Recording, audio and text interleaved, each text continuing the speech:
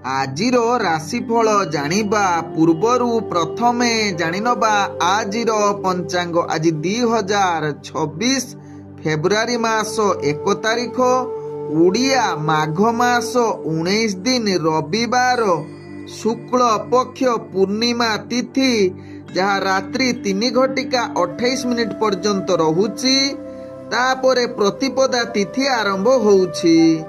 ଆଜି ପୁଷ୍ୟା ନକ୍ଷତ୍ର, ଯାହା ରାତ୍ରି 11:58 ପର୍ଯ୍ୟନ୍ତ ରହୁଛି।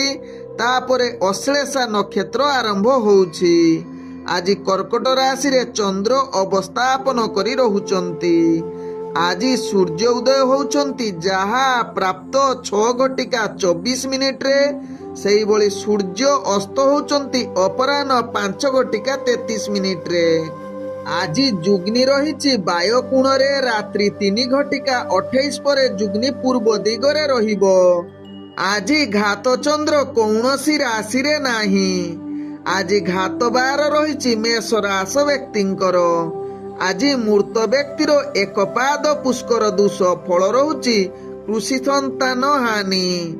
ଆଜି ପୂର୍ଣ୍ଣିମାରେ ଶ୍ରାଦ୍ଧ, ନିଷିଦ୍ଧ ଖାଦ୍ୟ ରହିଛି। ପୂର୍ଣ୍ଣିମା ଏବଂ ରବିବାର ଯୋଗୁଁ ଆମିଷ, ବିରି, ମସୁରୀ, ଅଦା, ନିମ, ଦୁଗ୍ଧ ଜାତୀୟ ଖାଦ୍ୟ ଭୋଜନ ନିଷେଧ ରହିଛି।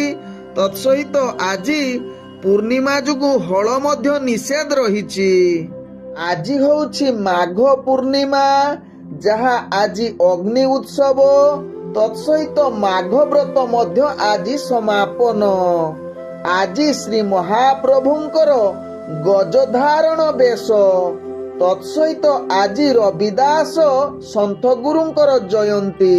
ଆଜି ଧର୍ମକୃତ କାର୍ଯ୍ୟ ରହିଛି। ମାଘ ପୂର୍ଣ୍ଣିମାକୃତ ସ୍ନାନାଦି ବ୍ରତ, ଉପବାସ, ଚନ୍ଦ୍ର ପୂଜା, ଅର୍ଘଦାନ, ସ୍ତ୍ରୀ ତୈଳ ବର୍ଜନ ଏବଂ ମାଘ ବ୍ରତର ସମାପନରେ, ଯାହାକି ସ୍ୱୟଂ କାଳରେ ବହୁ ଅଗ୍ନି ଉତ୍ସବ ପାଳିତ। ଆଜିର ଅଶୁଭ ବେଳା, ଯାହା ଦିବା 11:04 ରୁ ଦିବା 3:12 ମଧ୍ୟ ରହିଛି, ବାର ବେଳା ସହିତ କାଳ ବେଳା। ସେହିଭଳି ଦିବା 4:16 ରୁ ସନ୍ଧ୍ୟା 5:41 ମଧ୍ୟ ରହିଛି ରାହୁ କାଳ ଯୁଗ। ସେହିଭଳି ରାତ୍ରି 11:34 ରୁ ରାତ୍ରି 1:07 ମଧ୍ୟ ରହିଛି କାଳ ରାତ୍ରି। ତେଣୁ ଏହି ଅଶୁଭ ସମୟରେ କୌଣସି ଶୁଭ କାର୍ଯ୍ୟ କରନ୍ତୁ ନାହିଁ। ଆଜିର ଶୁଭ ବେଳା, ଯାହା ପ୍ରାପ୍ତରୁ ଦିବା 10:24 ମଧ୍ୟ ରହିଛି ଶୁଭ ବେଳା।